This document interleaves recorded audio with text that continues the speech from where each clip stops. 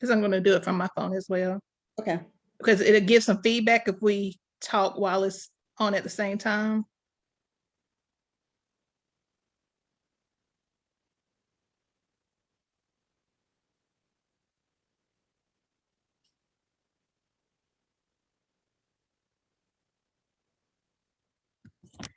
Okay. We're live. All right. Hi. Welcome, everyone.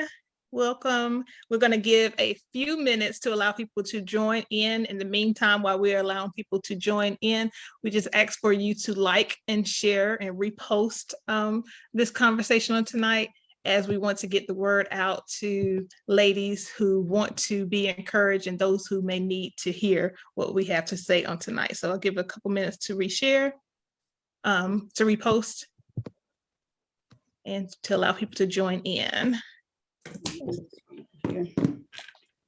Okay. I didn't get it. Okay, 1 second. Let's see.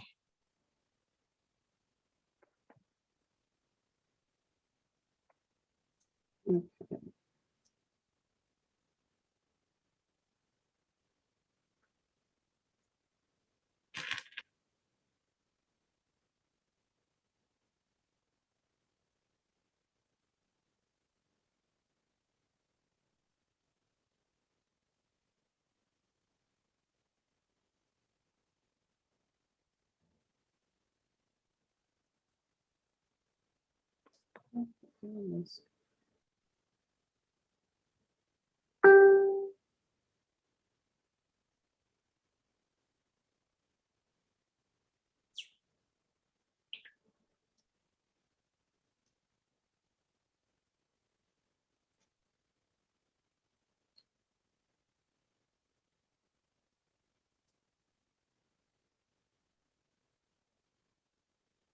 Okay.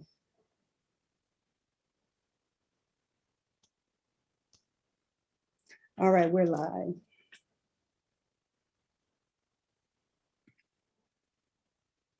Okay. Okay, it's fine.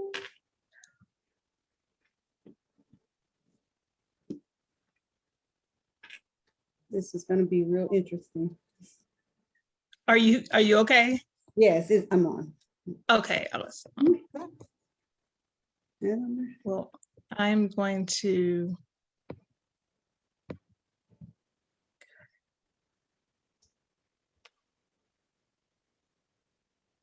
one second. I am sharing it out.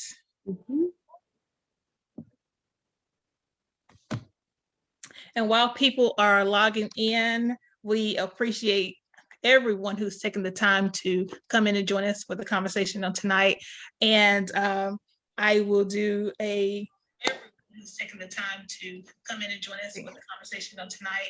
And let me turn this down.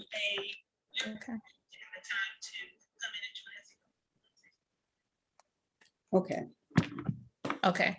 So tonight we are joined by Coach Mischelle Byrd Sutton, and I am so excited to have her as our speaker to give us more insight on who we are, just to keep us empowered and to remain teachable, because as ladies, there are forever ways of growing and learning and just becoming better. So we never want to shut down those vows of I know it all. So there are ladies who have the tools and the information that we need. And I'm just so grateful that Lady Mischelle was able to join us on tonight. And before I turn it over to her, I just want to say thank you to all of the ladies who are with us tonight and those who will watch the replay. Just to give you some information, A Lady of Influence is a nonprofit organization. We are based in Charlotte, North Carolina. However, we are having global impact.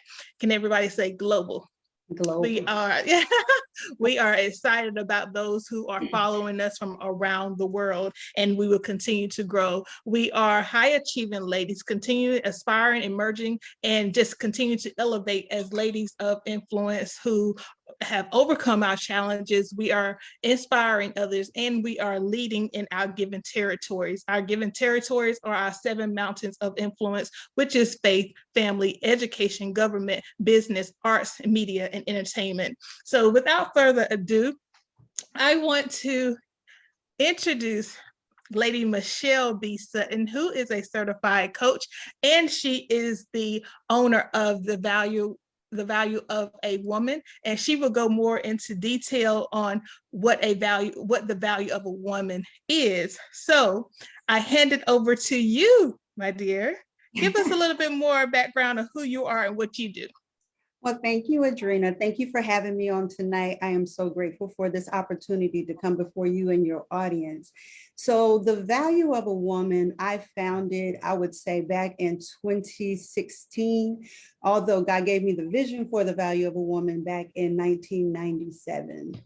And the value of a woman, the concept came from being in women's ministries and understanding that number one, when women come together, that there's a synergy that happens where we begin to heal ourselves within ourselves. And I started to see and understand how important that was, because the funny part is God always has a sense of humor. Right. I grew up in a family between 2 boys. I have an older brother above me and I have a twin brother. And then that period when I was born, I didn't have very many female cousins. So I grew up as a tomboy and I did everything that my brothers did until my mother told me I couldn't. But the thing was, I didn't like dealing with girls. I didn't like dealing with women because I found that they were very catty and there was always something going on with women. And so for me, when God said to me, I want you, I'm calling you to women, I'm like, you sure you got the right one?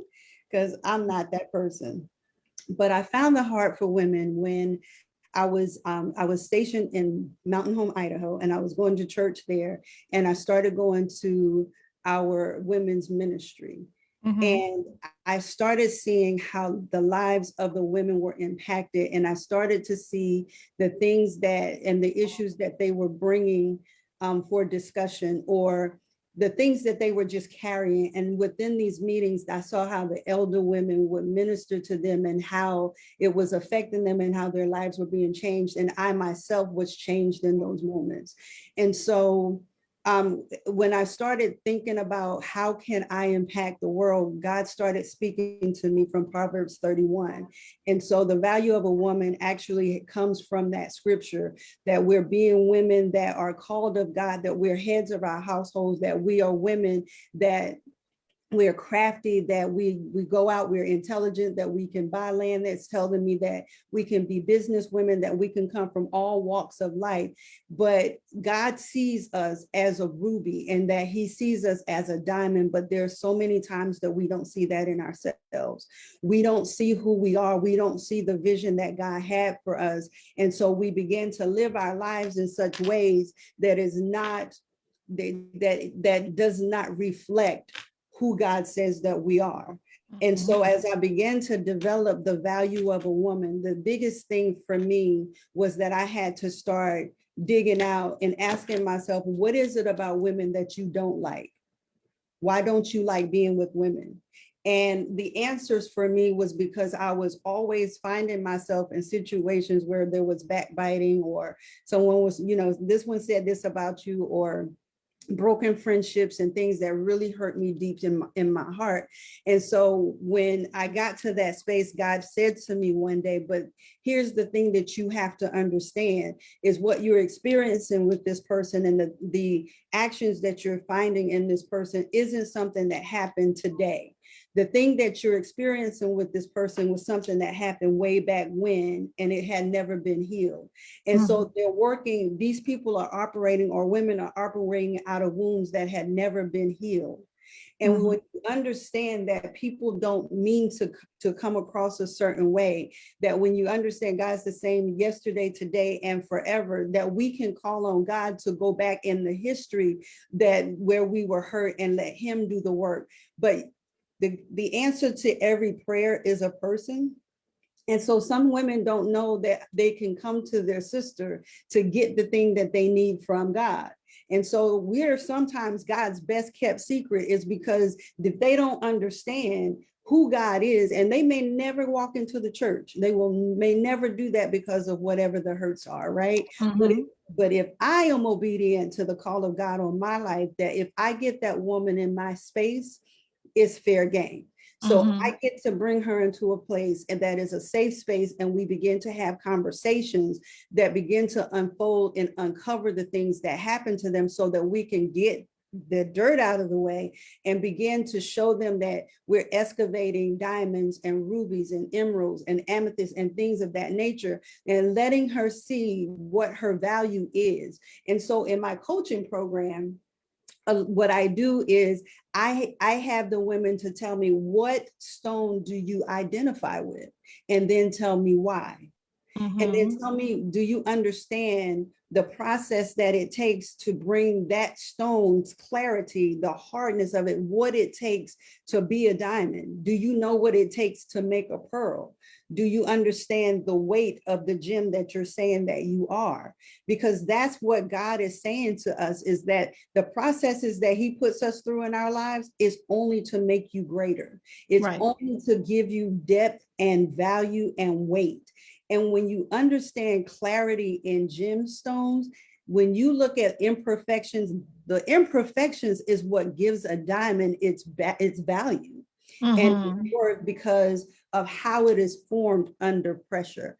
And so for me, the value of a woman is, it's been my baby, it's my heart, it is, I've carried her for so long that I am very proud to say that in this space in my life is that I have gone through so many processes, and not understanding that some of the pain that I felt and things that I had to endure was because God was preparing me to deal with women who walk through a lot of pain.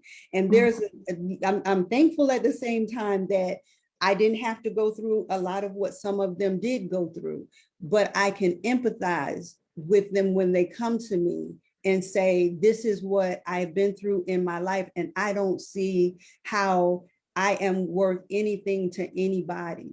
You know, and so the enemy would like to come in and keep us stuck in these places by guilt and shame, that when there are things that have happened to us in our past that have created a spirit of guilt and shame, that we don't know how to move past it. But here's how it shows up.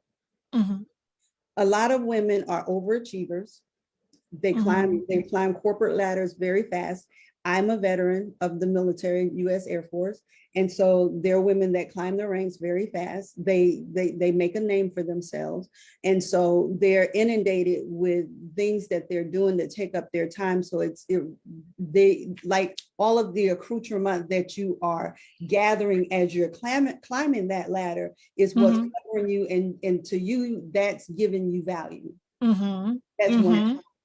The status. That's the status. So one way it shows up, and most often it shows up that way. Other ways it comes in relationships. Some women just have to have a partner because they need that validation. Some women, it comes in our families. With our children, is that we pour ourselves into our kids, and that our identity is now lost, because if you ask her, well, who are you and what do you do? Well, I'm a mom. Well, I'm a wife. Well, no, that's the title of who you are. It's not who you are. And they've gotten themselves in spaces where they really don't know anymore. And so this is where I come in, is that to say, okay, let's really drill down and get back to some spaces to where God created you to be. What was your dream for yourself from a little girl? What was your hope and your dream for yourself? Who were the women around you that influenced you to say that you would aspire to be like? And it doesn't necessarily have to be a family member. It could be anybody. And so for me, some of my heroes were Maya Angelou, because I love the way that she used words to just bring life and just really get into your heart, and you can really relate to the things that she was speaking about. So for me, I love that. It was just she spoke to me from the time that I read I Know Why the Caged Bird Sing, Yeah. because every day is like, hey, I know why I have to get up and sing, because you don't understand that that's the voice that I have now, that I can sing, that I have come through some things, and Yeah. I have something to say about that. Absolutely. And we know that every lady has a story, whether Yes. she is willing to share or feel comfortable enough to share. But because of your story, there is another lady who is stuck in a way of how do I overcome my challenge, because I need your story, I need your authenticity, I need for you to be transparent with me. And that's what a lady of influence is all about, is like, I need to share my story because this other young lady over here is struggling, and I have the answer. Like you said, we're one prayer away from the answer. Yes. So the value of a woman, what is the why behind her? Tell me more about that. The why behind her, when I have to go back to my own personal story. And for me, again, it was, being on a journey to really reconnect with women, and then understanding why we operate the way that we do. But for me, what fueled it was when I was working in corporate America. And working in corporate America, what I found is that, I worked really, really hard on my dream. And my dream was, I wanted a degree. I wanted to be able to work around people and impact people. And I'm a real friendly person. So I went into the field of marketing because I'm a very expressive person. And I wanted to be able to create, just beautiful things and market them and be able to talk to people, and all of that. Right. But I found that even though I educated myself and found a really good position, that every single day for me was a fight. Every day that I went to work was a fight. Some days the fight was silent, but nonetheless, there was always a fight. And the fight was always against my identity. And the one thing that I could say is, I could deal with a lot of things, but don't come from my character. And don't come for my intelligence. But it was always a fight for identity. And I remember sitting in meetings, and I would spend so much time on these projects, and we would get to our monthly or weekly meeting, and I'm like going over like the ideas that I have for what we could do and what project we should do next, and how it should operate. And crickets. Nobody was saying, I got nothing. But then Sally could say, she could take exactly what I said, and she could say exactly what I said. And then it was the greatest idea. And there was so much applause given. It was my work. Yeah. It was everything that I had put into it, but I got applause for it. And what happens is that it's when you're in that type of an environment, over time, it makes you second guess yourself, and it makes you begin to second guess your talents and your abilities. And when you start second guessing those things, now you're second guessing your value and your worth, because you're not being accepted in the spaces that you feel like, I've worked hard to be at this place. I've earned my here. And though I'm sitting at the table, I feel like I'm just a token at the table. Yeah. And I felt like that for many years, is that did you just give me the position and the title so that you can say, I got a Black woman in a management position. And that's real. And so the days that I had to fight those days, just about, it was just in every way. It's like, it's kind of hard to describe, but it when you get in it. Oh yeah. This thing will rise up in you. And I remember when I left that position, I was really excited and I was happy at the same time. Then I was really, really angry.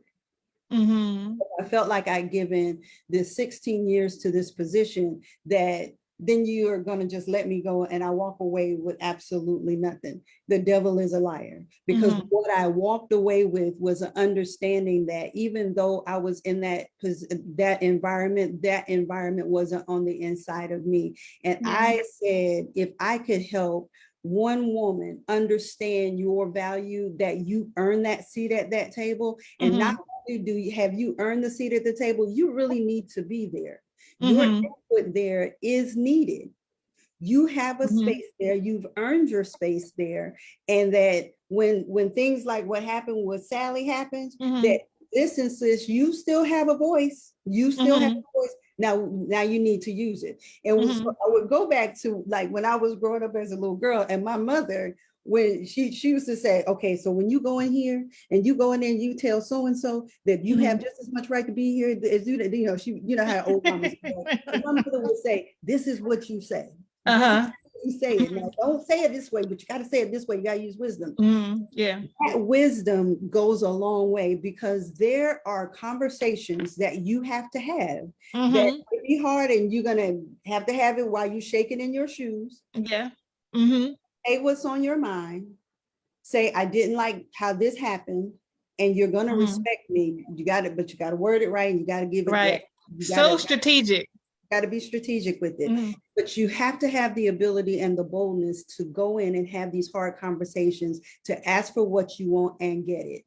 And don't leave until you get what you want. And be able to stand in that and understand the authenticity of who you are. Because when you understand your worth, and when you understand what you bring, and you understand your value, you can stand flat-footed and ask and get what you want. Absolutely. Along with the confidence. I have raised my my comp so many times, because of course it took some boldness, and it took some prayer and wisdom to know the value that I brought to the table, and not just the value that they said.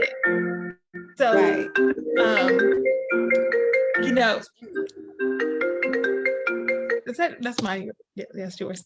But like companies will put a value on your pay, they'll put a value on your skill set, and you have to know that I'm worth more than that. I'm worth more than that. So it's when you allow people to put their value of what they want of you, you have to be careful.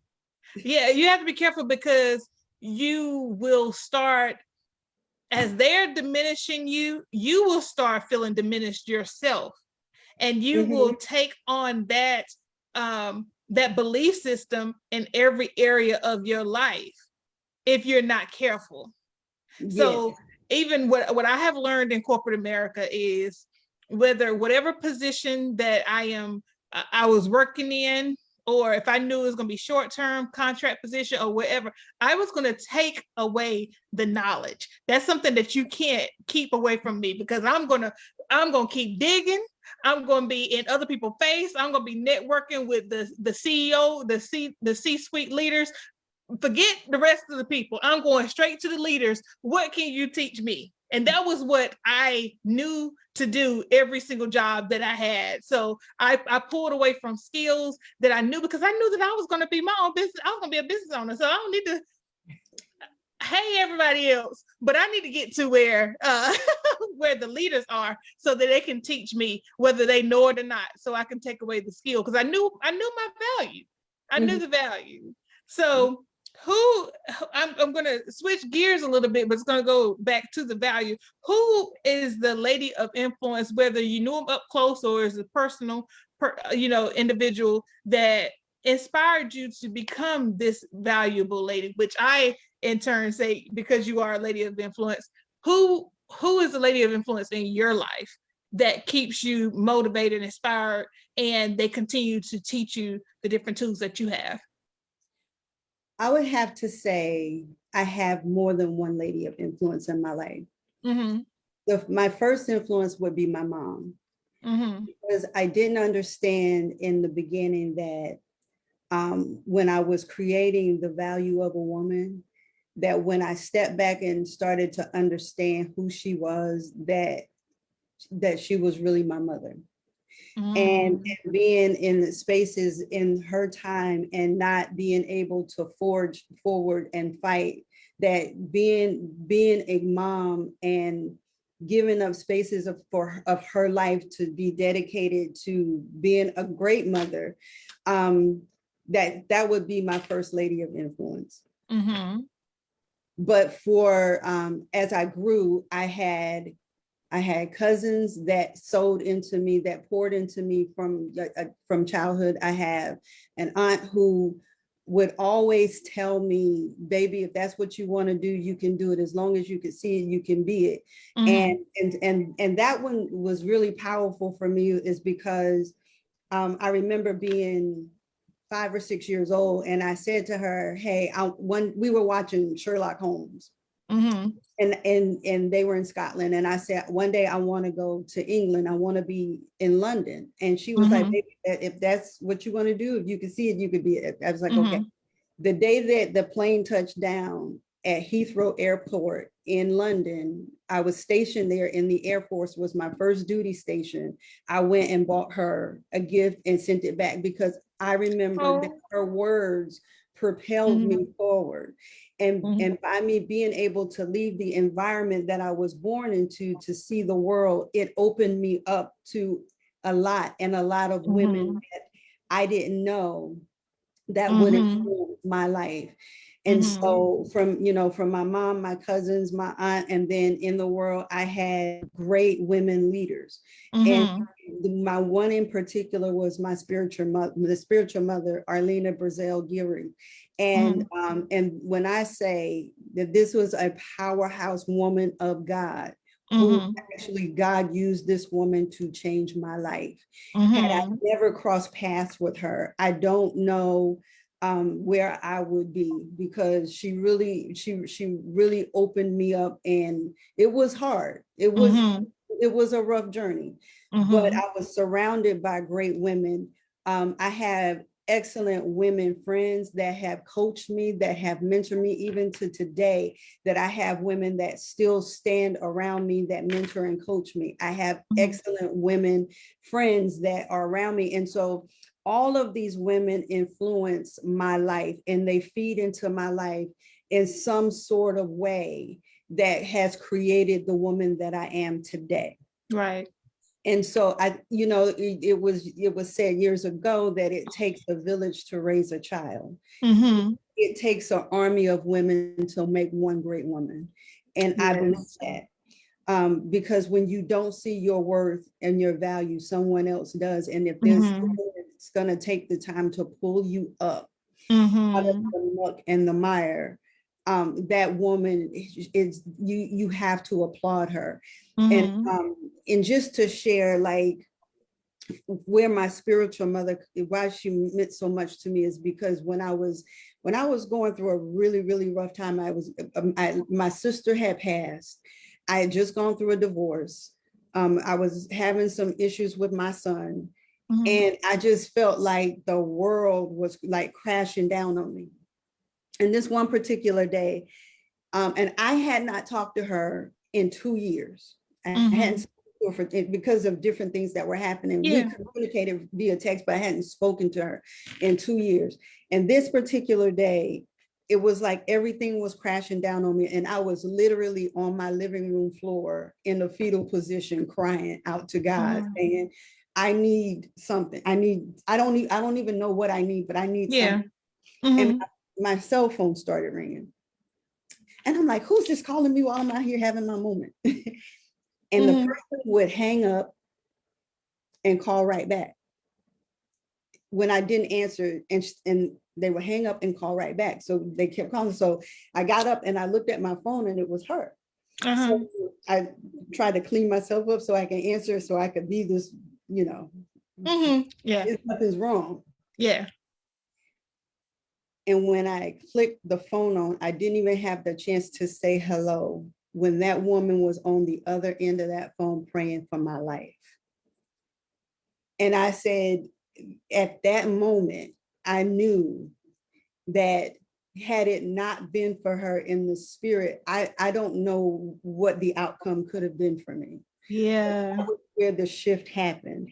And one of the things that she said to me when, when all the dust was settled is she said, Mischelle, the enemy is trying to kill you with guilt. He's trying to kill you with guilt.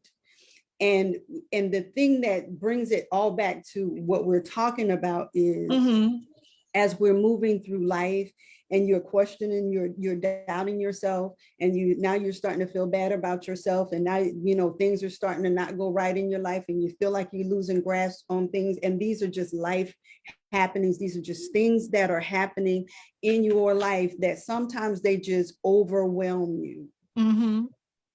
We take that on because we feel like as women that we are responsible for everything and everybody. And you are not. And we got to pull back from that and take care of ourselves first and understand that life happens. I have to navigate this thing so that I am the best person that I can be for myself and for that I am connected to. Yeah. And so from that day, I really started pouring into the value of a woman, because I understood that there are women that are dying every day and not understanding that you have a sister that has your back, that there's no one that is there that can support you, and that there is nothing that you have experienced in your life that you can't come into a safe space and get.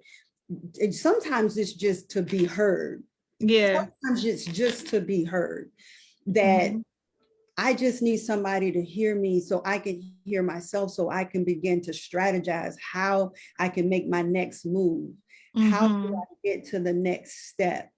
And be able to have someone come alongside you and walk with you until you get into the clear. Yeah. Because we walk through dark spaces in our lives. And it's so important that we know that we have somebody that we can trust. You have to, that person has to be trustworthy, because you can't tell everything to everybody. Right. You can't share with everybody. And you have to be that person to allow them to come and share, and let them know that when they speak to you about it, that it's done, and that they can walk away a little bit lighter. And I could, and I would say, and you have definitely helped me out. And I've shared some things with you over the past couple of weeks. And I know that you do offer a safe place and the power of agreement. And you can see in the spirit where sometimes you feel like your dreams can be so far-fetched and nobody else can catch it.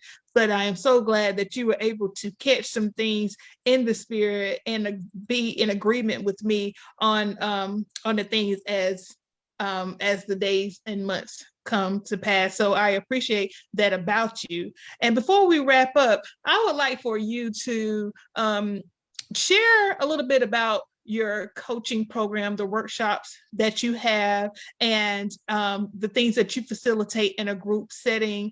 I particularly love the vision board program and the Vision of a Woman project that you have. So if other people may want to get in contact with you after this segment, they can see some of the things that you offer on your side of your coaching program. Share with us some of the things that you're doing. Okay, so first of all, I have the Value of a Woman. It's a coaching. I have a coaching program, and under my coaching program, I use what I call the CROWN method: creating rewarding opportunities to win in any environment for women who want to come in and up level where they are. I typically work with high achieving women who find themselves in areas where they may feel a little stuck or have feeling like a little uncertain about themselves, to get them to a space where they're able to revision themselves and get back to the places that they want to be, and so that they will begin to find the experiences that they desire versus the things that have landed on them, so that they can move forward. So I do that I have a 3-month program and a 6-month program, and that would be group coaching and one-on-one coaching. And as a part of that, we talked about the vision board. part of the workshop. I mean, it's a workshop that I do, but it's a part of what I do in the coaching process because I need them to begin to see themselves. So a little bit about my vision board workshop is that it is called the I Am the Vision Board workshop. And in the I Am the Vision Board, it's not a vision board process to where you're outwardly saying, this is what I want. This is how, these are the things that I want to pull into my life. It is a thing about the law of attraction and being able to bring the things into your life that you want. But I Am the Vision Board is more of an inward process. And in that process, I have the women I send them out a preparation guide, because when you come, there's some things that I want you to come with.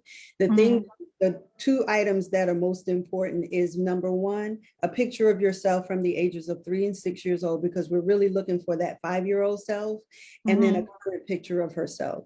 And before we even start on the board, I want there to be a thought process that answers the question, what was the vision that little you had for her life, for your life? What were her hopes? What were her dreams? What did she see you doing in the future? Because a lot of times when we're 5 years old, it's like we can really tap into the thing that God has planted us to be.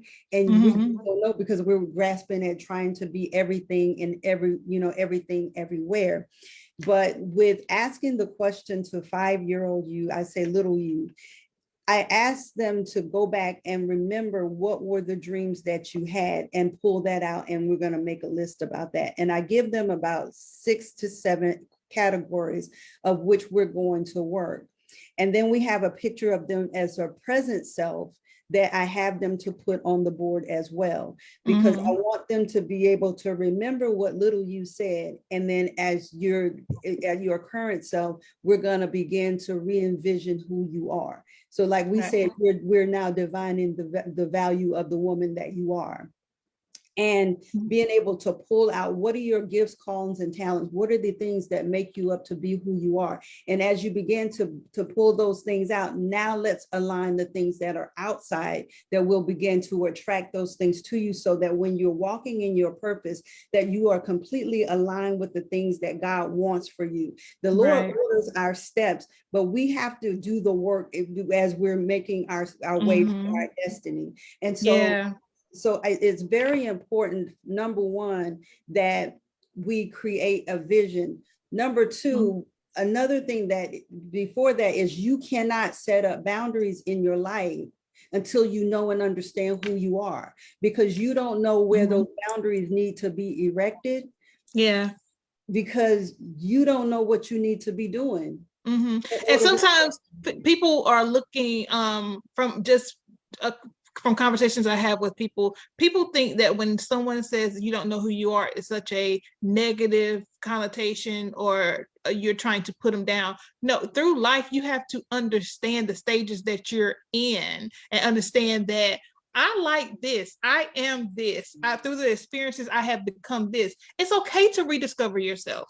It is okay. And guess what? And it's not selfish. And self-care is not selfish. And I remember sometimes being told that when you're thinking about yourself like that too much, that you're being selfish, or you think highly of yourself. And even from a young kid, I would say, well, if I don't think about it for myself, who's going to do it for me? And that was something that I just innately knew it. But look at me now, I'm a life coach, because I was being a life coach even way back then. And mending fences for people. But in my coaching program, one of the things that I found to be very important is that I allow that coaching program to be very fluid.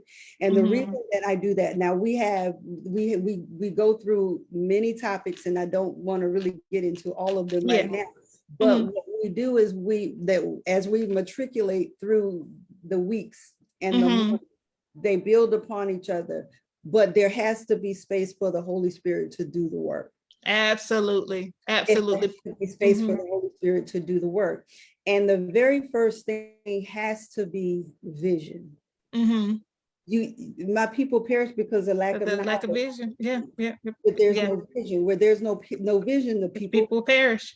People perish. And And where women don't have vision, you get caught up in your career, you get caught up in your family, you get caught up in the thing, you get caught up in things you know you shouldn't even be doing. You're getting caught up in, you're getting caught up in the drinking, you sexing it away, you're doing the things that you know you shouldn't be doing. And when you don't understand, like what we're saying, when a woman doesn't understand who she is and what her purpose is, she's gonna act out any kind of way. This is how she's gonna show up in the world. Right, because there's no vision, and so the Bible is what it is. You will perish without the vision, so you need the vision.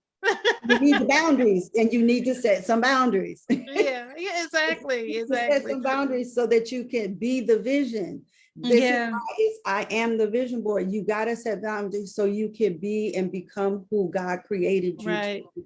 And once you get in alignment with that, the rest is easy. Right. Because when you can set, I have a vision, I know what I'm trying to get to. If it's just as simplistic as I know where I'm going and what I want, nothing can deter me from where I am going.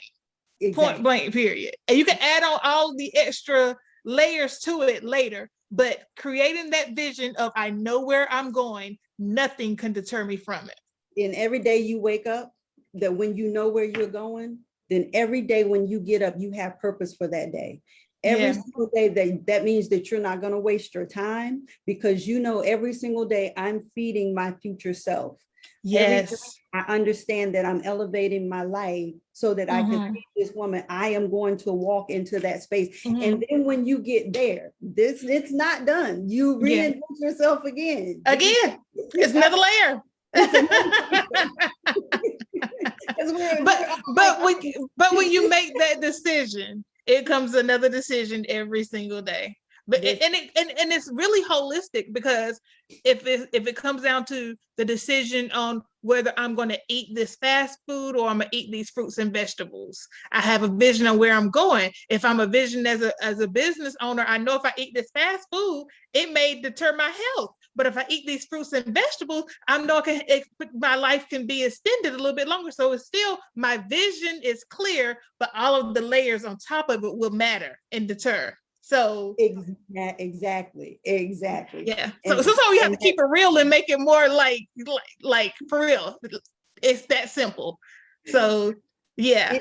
We complicate it. We complicate it because we try to make things grander than what they are. No, baby, this is all you got to do. This is really all you have to do. But here's the thing that I found out in the process of doing this and running these coaching programs is that we can sit here and say, yeah, baby, it's easy. But what's stopping you from doing it is that you're not great because you don't want to put in the work. And the reason you don't want to put the work in, because now you have to be vulnerable, and you have to be vulnerable to yourself. And now you got to feel the stuff that you've been trying to suppress for all these years. And so you much rather keep walking around here on the rat on the little rat wheel. Yeah. You want to keep doing that because it satisfies you not having to feel the pain and really look at that thing and say, okay, it happened. I'm going to deal with it. I'm going to cry and then move on. Because once you recognize it, once you pull it up and you look at that thing and you deal with it, you don't have to deal with it anymore. Mischelle, oh my God, as always, you're dropping these nuggets. What I just saw was, even as we dig into knowing the value of the woman, sometimes you have to go and dig your own grave. Yes, that's it. And kill that old person and let her die. You got to let her die. And what is a grave? It's a rut with the ends cut out. A rut is a grave with the ends cut out. I think it goes that way because you're used to being in a cycle. And the cycle is so familiar to you. And so as long as I'm doing as long as I'm doing this, I'm fine. No, you're not. Yeah. What something else I learned going through this process is this. You're carrying things in your body, words that were spoken to you from the day you were born that harmed you. And those words landed in your spirit.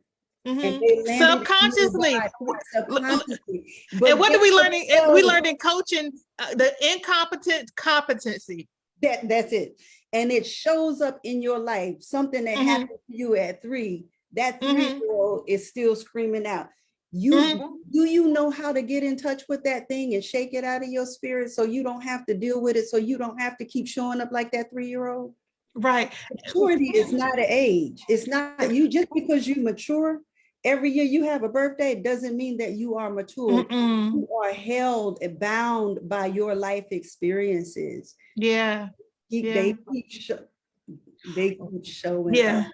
Let that woman that is no longer serving you for where you're going as a valued woman or a lady of influence, shake her off and let her die.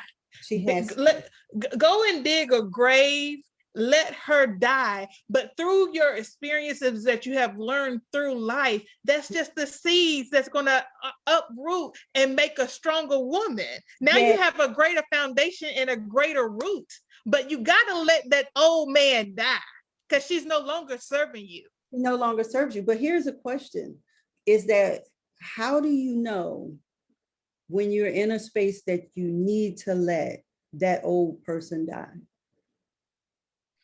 Very, very good question, but I think that every person's answer would be totally different. For me, I know that it was because it's still a growing pain cycle of life, and in different seasons she has to die again.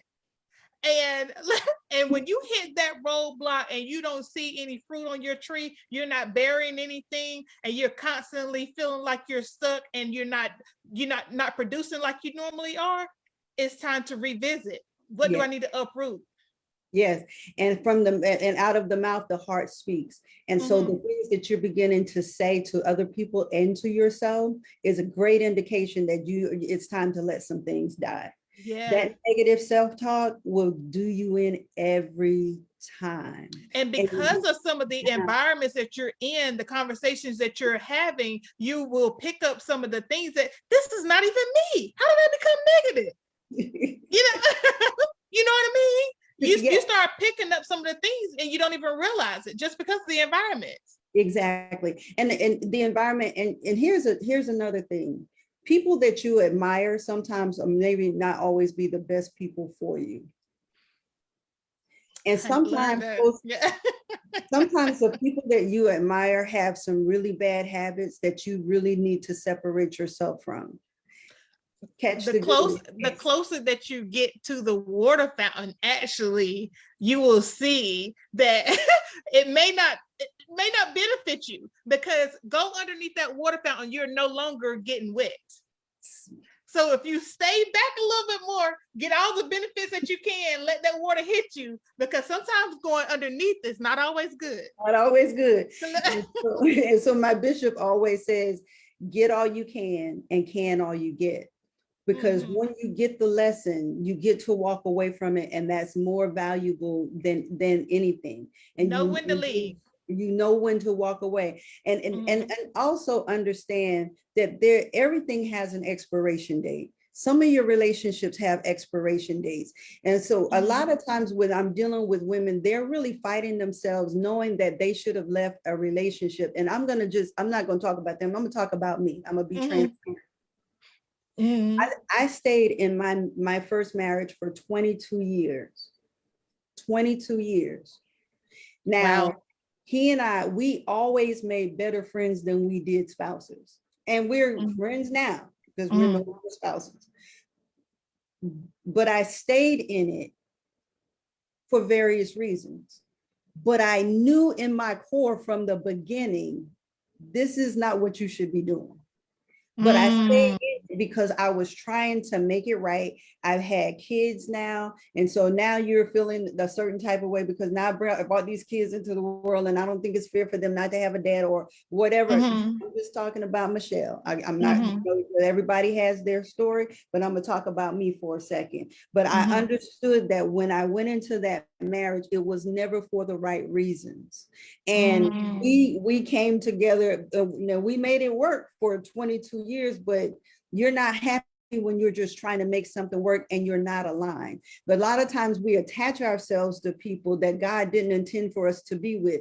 When you have attachment, that thing is never going to work. But when you have an alignment, you're going to walk the same way. It's going to, when you talk about not being unevenly yoked, you're going to walk with a lot more ease. You may have some hiccups, but it's not going to deter you from being who you are. And you have a vision together that goes back to the vision. It does. And so for me, that what started happening in my life is, and I think I talked to you about this, is I started experiencing lumps in my body. So I got lumps in my breast. So I had scared that it was breast cancer, and knowing that it runs in our family, that, oh my God, this could be me. Okay, so then we get past that. And the next thing, I got lumps in my uterus, got that thing taken care of. Then I got lumps, I had one in my stomach. And I'm like, what is all these lumps coming from? And then I got a cyst in my ovary. Like, and it's always in those reproductive areas, right? Because the Bible tells us you're supposed to reproduce after your own kind. But if you're taking in stuff that's killing the space where you're supposed to be given life, it's going to destroy everything in your life. It's going to destroy everything. Everything. It's going to distort it. And until you come to grips with the fact that, what is it? So when I had the surgery, the doctor brought me the pictures of what he took out of me. And he said, I want you to see this. And I want you to see how angry these things are. Whatever it is that you're holding on to that you know you should have let go of, you need to let go of it. So did I listen? Still didn't listen until my blood pressure went through the roof and I was about to have a heart attack or a stroke. Right. And so what then, okay, so do I now have your attention? Because now you have pushed yourself into a situation that is harming your body. Your body gonna tell you what's wrong. Your body's gonna tell you. Yes, and it was screaming. But this is how we do as women, because we're trying to hold everything and everybody up, and it's killing us on the inside. There are more Black women that died from heart disease than a little bit, because we're trying to hold things up. But the day that they put me on blood pressure medication and she gave me this bottle, and I was like, I went home. I said, in 30 days, I'll be gone, because I can no longer, I'm not going to take a pill to deal with anybody. I'm not going to do that. And when I made that shift in my life, everything stopped. I go back and have mammograms. There's nothing there. When I go in any time that I'm going to get checked for all the stuff that I went, there's no evidence of it being there. You know why? Because I made a decision for my life, because I want to be here for my family, but I made a decision for my life. And yes, it hurt to end a 22-year marriage. And yes, I cried. And yes, I initiated it. And yes, I did that. But I got on the other side. And yes, I'm sitting here with you today to tell somebody that you can make it through these dark spaces, but don't let those spaces kill you. You are worth more than what you're seeing, and you're not giving value to yourself when you're killing yourself to be in a relationship with somebody that means you no good. They're not serving you. And that could be in a love relationship. That could be in friendships, because we know we got some toxic friends from high school or job. People killing themselves at work. At work, they do. A lady on my job had 2 strokes at the job, and she kept coming back. And finally she said, I'm not going to do this because this environment is killing me. We have to make decisions for our lives. We have to understand our worth and our value. We're not martyrs. You don't have to be a martyr. You don't have to fall on your sword for somebody to recognize you to be a great woman. All you have to do is stand up on your own and recognize God created me for a purpose. There's a reason for my being here. There's a reason for the words that he gave me. There's a reason for the heart that he gave me. There's a reason for it. And even if I can only touch one and change just one little corner of the earth with what he gave me to do, then I'm going to be on the job to do that. Because if I can save one sister from going through what I went through, then my job has been done. Absolutely. Absolutely. So with that being said, the importance of relationships and you having the passion, and you know that God is giving you that assignment to help that one. Now that one can chase 1,000, two can put a flight, 10,000. So yeah, so we know that there is so much more that God wants you to do and to impact so many other women. And I always want to encourage people to get a coach. It is important for you to have a coach. As children, people put their children into all of these sports activities to grow their social skills, to grow their techniques and their fundamentals of different lifestyles. Different sports. What I'm trying to say. But as an adult, the same thing. You need to know the techniques and the fundamentals on how to navigate through life. Yeah. You have picked up all of this experience, negative and positive. How do you navigate through that? And if a coach can direct a child to run here, run there, do this, I can see from the sidelines which way you need to go. That's the same kind of guidance that you need as an adult, because as the coach, I can see, don't go that way. Don't go this way. I'm going to advise you to go this way. I'm going to give you the tools that you need to live, grow, and win. Live, grow, and win. In the end, that is where we want them to be. It is so important to have a coach. And like I said, I have several. Mm-hmm. I've had several coaches over my life and mentorship. And had it not been for them, I would keep making the same mistakes over and over and over again. Absolutely. And so, but because of them, here we are having this discussion. And to have a coach, a lot of times it doesn't take a long process to be with a coach to get some people to get them where they want to be. Because it doesn't. Some short-term goals, and when you hit it, you know that person can get it and run with it. But there are times when there are individuals who need longer-term coaching to get them to where they are. And I find a lot of times in a lot of those spaces is when you're really trying to do an inward work on yourself so that you could be better in your business, and then have a business coach, have a life coach, and a business coach. I do. Me too. Had I not had a coach, every area, you haven't mastered life. You're still alive, so you need help. Yes. You need accountability. You need support. At every level and at every age. You're never too old to learn something new or to come out of something. So so for me, I'm really happy with the value of a woman and what we offer to our clients. And and I think you had asked me, where can I be found? But I do have a website, thevalueofawomancoach.com. Okay. Share that one more time. It is thevalueofawomancoach.com. Okay. Yes, and how can we find you? Okay. I'm on Facebook at The Value of a Woman Connection is my business page. And my personal page is Mischelle Byrd Sutton. And on Instagram, I'm Mischelle B. Sutton on Instagram. So I can be found on all of those platforms, and we're still expanding. I'm also on LinkedIn, Mischelle Byrd Sutton as well.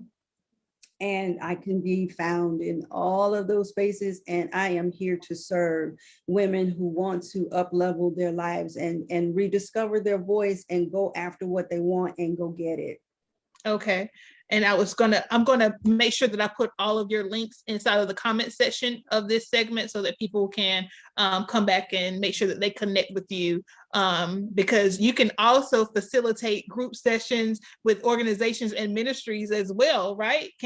Groups can connect with you as well? Yes, definitely. And if you need someone to speak at a speaking engagement, I can do that as well. I am very much a motivational speaker. So, absolutely. It's my passion. It's the thing that I do. Well, I definitely speak blessings over you. I pray that you have continued success. I pray that more women will even connect with you through this platform. They will connect with you and see that they need to pour more into them, and that you have the tools that they need to succeed, because we want to win in life. In every environment, we want to win. Absolutely, absolutely. So we're going to conclude with our segment on tonight. I am so grateful for you, Mischelle. Thank you again. I can't thank you enough for taking the time to speak with us on tonight, because you have given me, once again, you're poured into me and helped me. I'm gonna have to share some things with you offline on because I have to let some things go as well. And just being more cautious of my environment, and using my value, knowing my value, and continuing to know my value, because again, it can be diminished, and you have to be intentional about knowing your value. So I appreciate you. I'm grateful for you and our relationship. And if anyone has any questions that you want us to answer, just leave them in the comments. Even if you're watching on the replay, leave them in the comments. We'll get the notification and we'll come back and answer them for you. If you want to connect with us on Facebook, Mischelle, she just gave her links, and like us on Facebook, A Lady of Influence, Instagram, A Lady of Influence, LinkedIn, A Lady of Influence, and we would love to connect with you there. Until next Monday at 7 p.m., we will announce our speaker later on in the week. But until next time, be blessed, have a great night, and continue to lead and overcome everything that God has you. So good night, be blessed. Thank you. Bye-bye.